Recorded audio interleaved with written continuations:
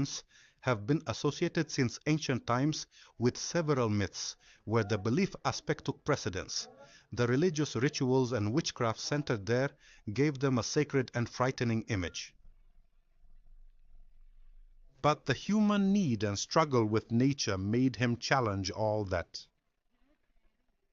The Timdouin cave played a major role in the settlement of people in this area, as it was and still is an important source of water needed for drinking and irrigation. Starting from the year 1910 and before, the inhabitants of these areas began trying to access them, to repair their water channels and bring them to them. They relied on making boats from palm trunks precisely arranged and tied with palm fronds.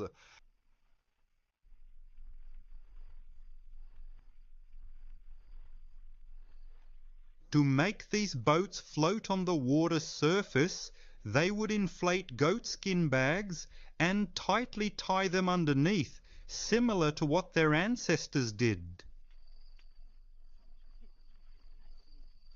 These men are preparing to enter the cave, swinging between fear and determination.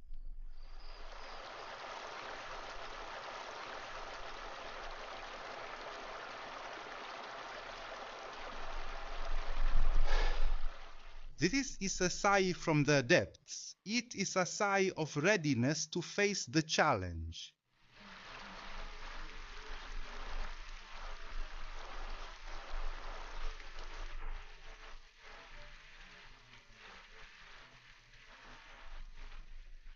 The name Timdouin, which means the lakes in Amazigh, and the naming of the first and second lakes as Budar and Abkar, are marks left by the people of this region on the pages of the history of Win Timdouin.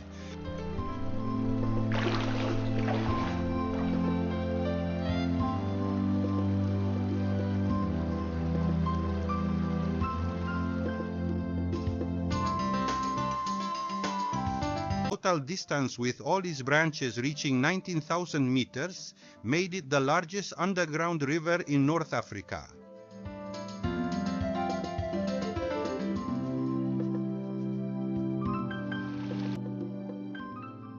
Since the 1950s, scientific exploratory missions have continued in this region, yet the field remains fertile for further studies.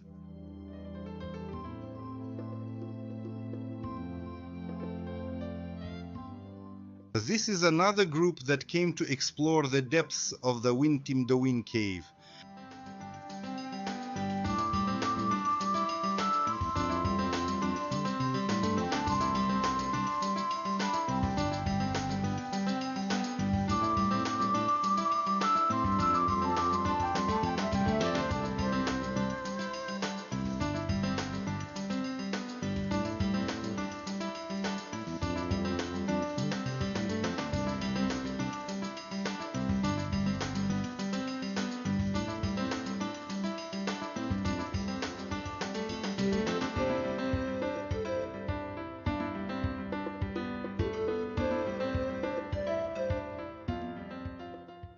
Venturing into a deep cave like this requires adequate preparation, knowledge of caving secrets, and provision of the necessary tools and equipment.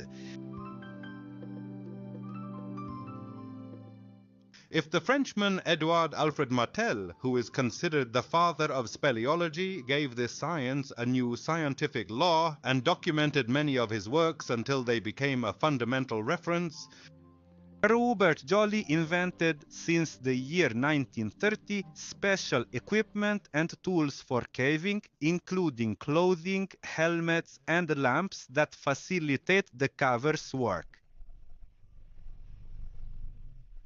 And these tools were developed due to the increasing interest in this field. With care and precision, this explorer prepares his lighting. It is the most important thing inside the cave.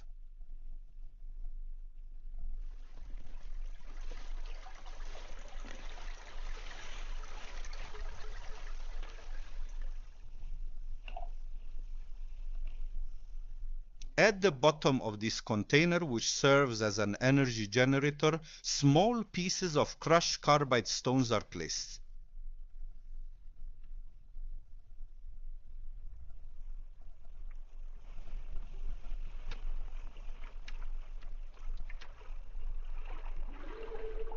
Water is poured into the upper part of it to drip onto the stones whenever a tap controlling the increase or decrease of the dripping is opened.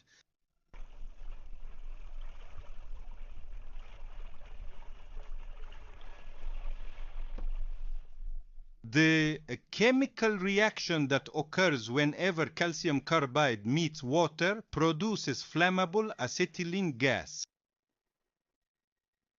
An easy, economical, and reliable process for prolonged lighting inside the cave.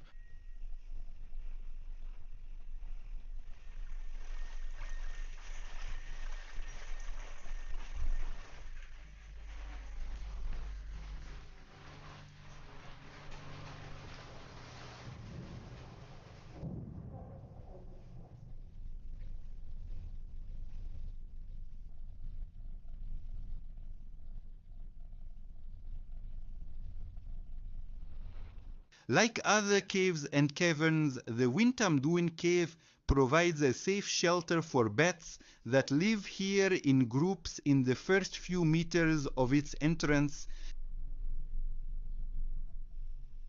The name given to this cave since ancient times does not indicate that it contains several lakes. The length of the first 4 lakes is 820 meters.